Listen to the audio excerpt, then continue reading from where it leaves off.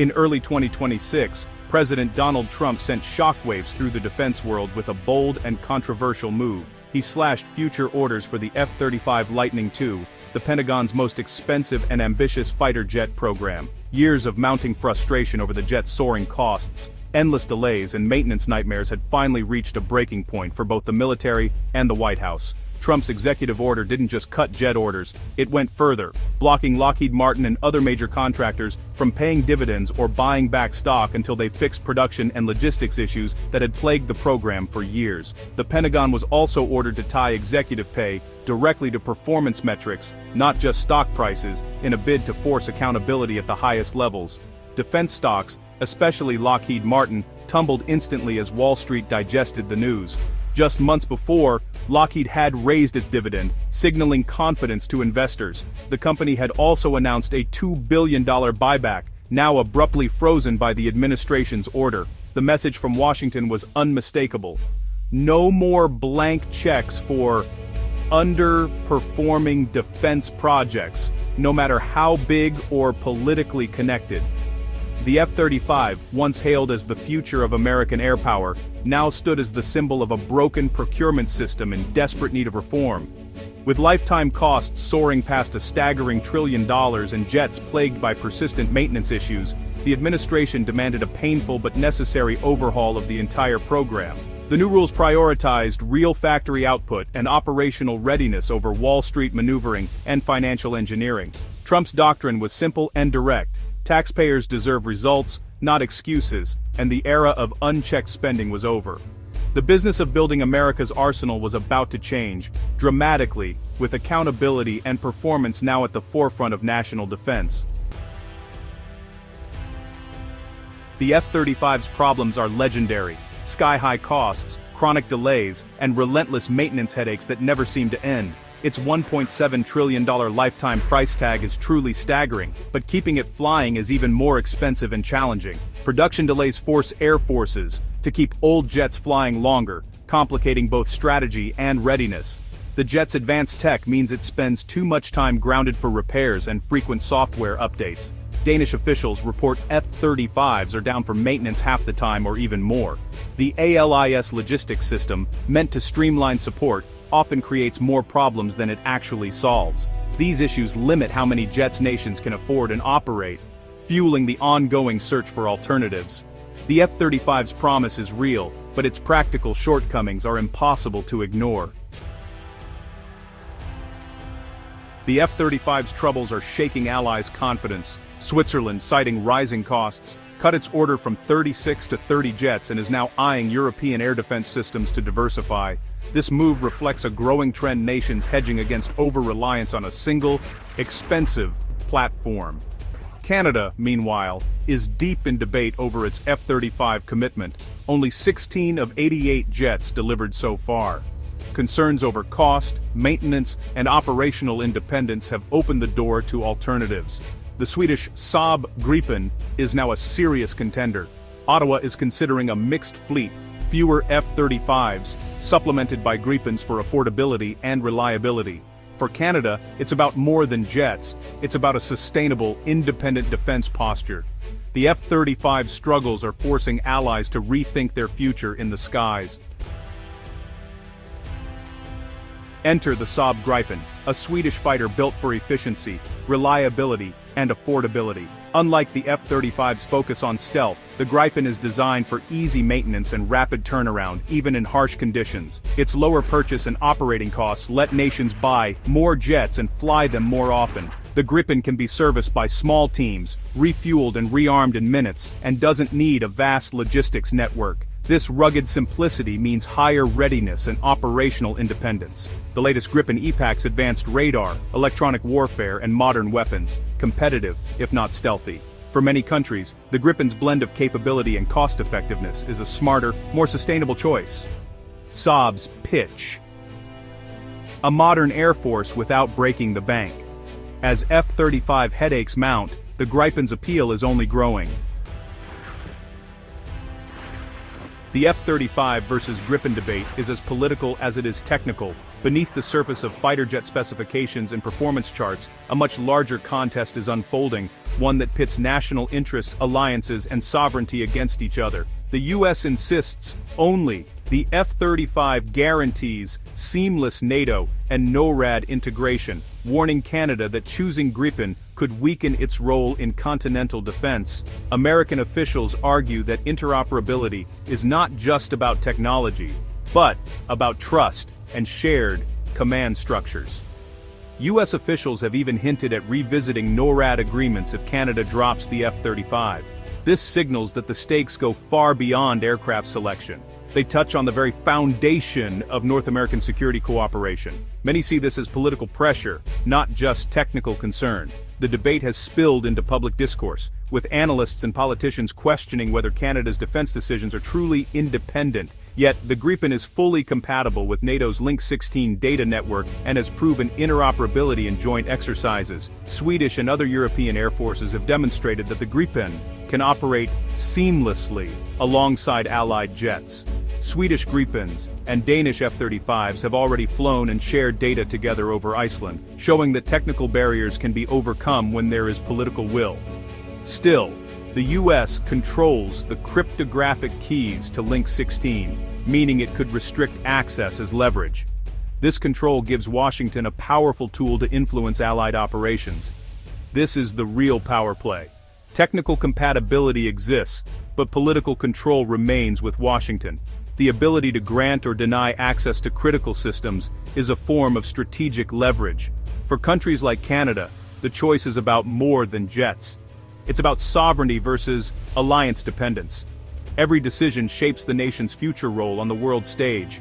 The debate is no longer just about performance, but about who holds the keys to national defense. It's a question of who ultimately decides when and how a country can defend itself.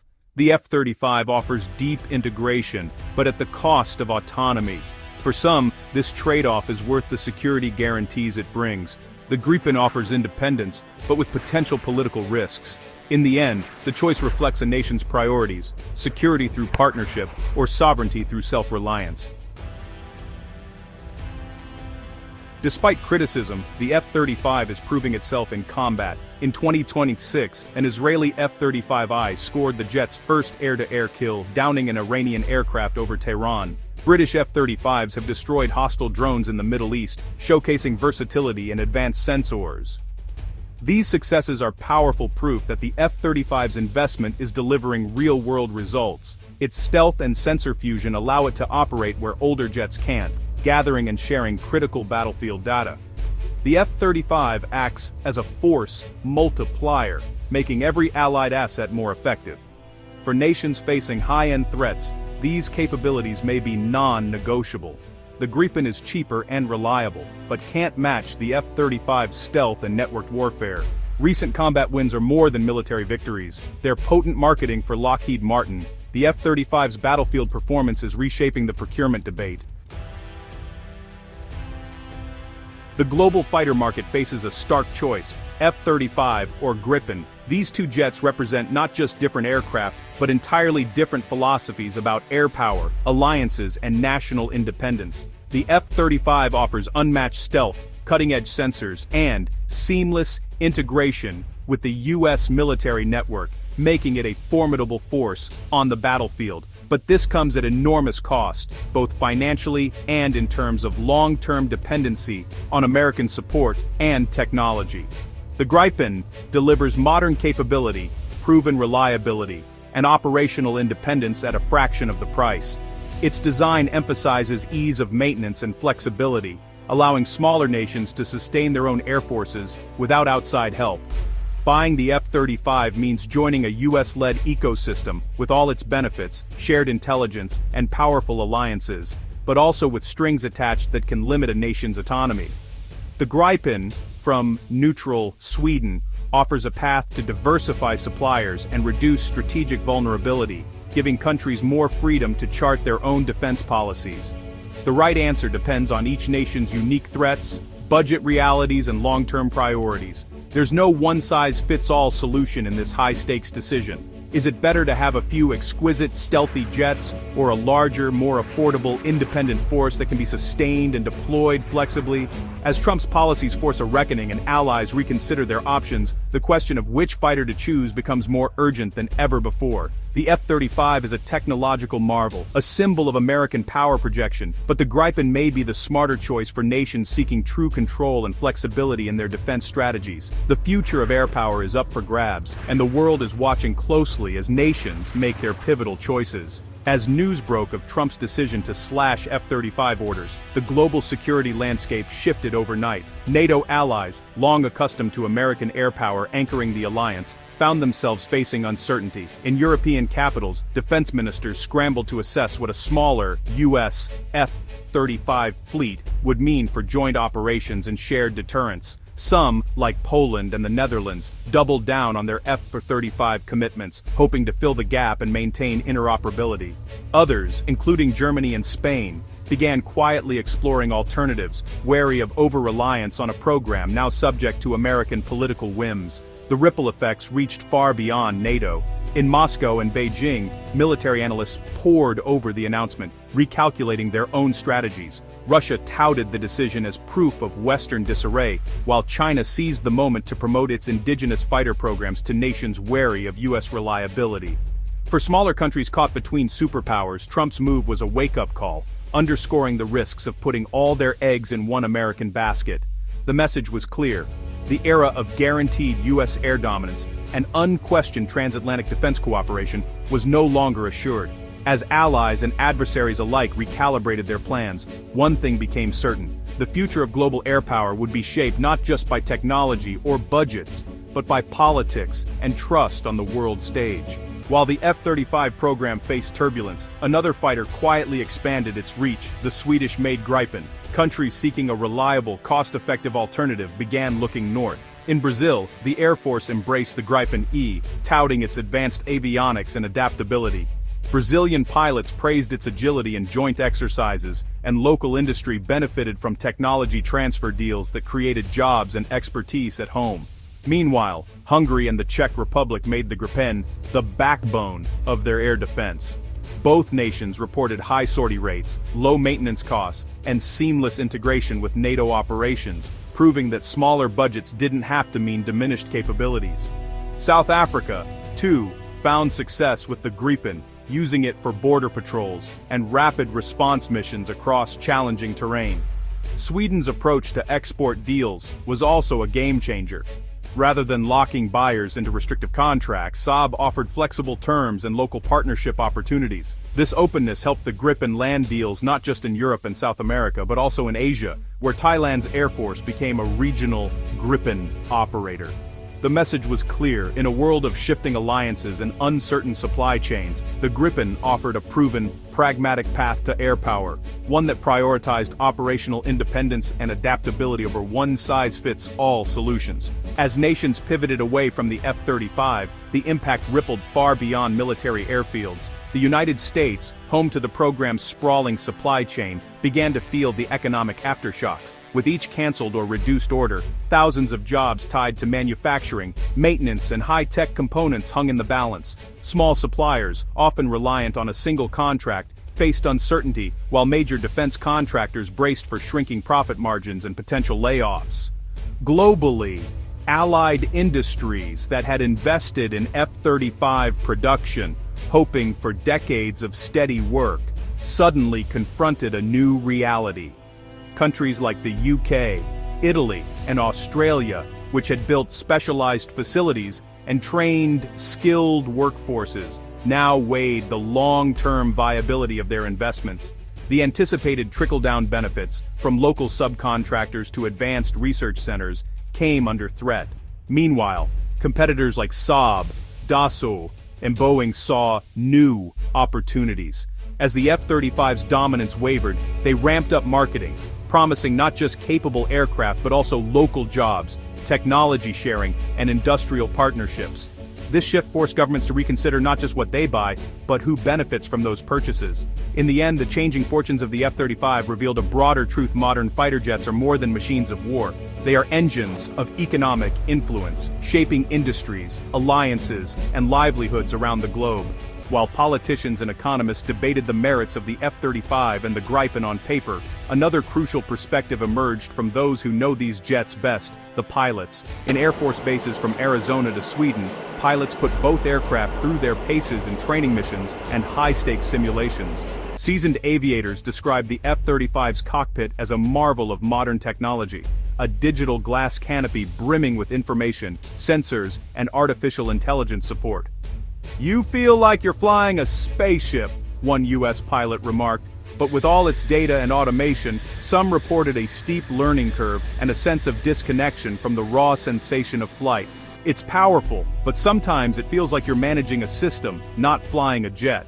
By contrast, pilots transitioning to the Gripen often talk about its intuitive controls and responsive handling. "It's like an extension of your body," said a Swedish Air Force captain.